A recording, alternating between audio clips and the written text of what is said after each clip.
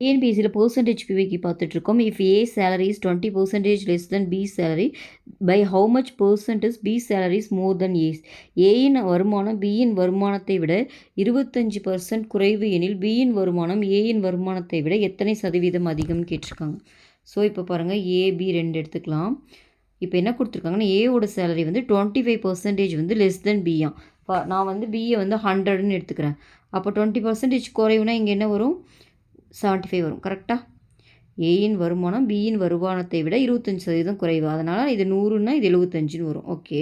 இப்போ கொஷின் என்ன கேட்குறாங்கன்னா, பியின் வருமானம் ஏயின் வருமானத்தை விட எத்தனை சதவீதம் அதிகம்? இப்போ ஏவை வச்சு பியை கேட்குறாங்க. சரிங்களா? இதோட கம்பேர் பண்ணும்போது பியோட வருமானம் ஏவோட எவ்வளோ அதிகம்னு கேட்குறாங்க. எதோட கம்பேர் பண்ணுறவங்களோ அதை தான் கீழே எழுதணும். சரிங்களா?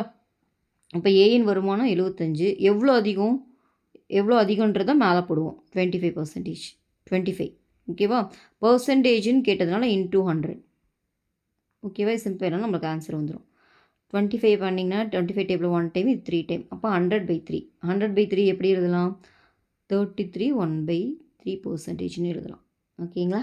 அப்போ ஆன்சர் பார்த்தீங்கன்னா ஏ 33 1/3% தான் சம்மோட ஆன்சர்.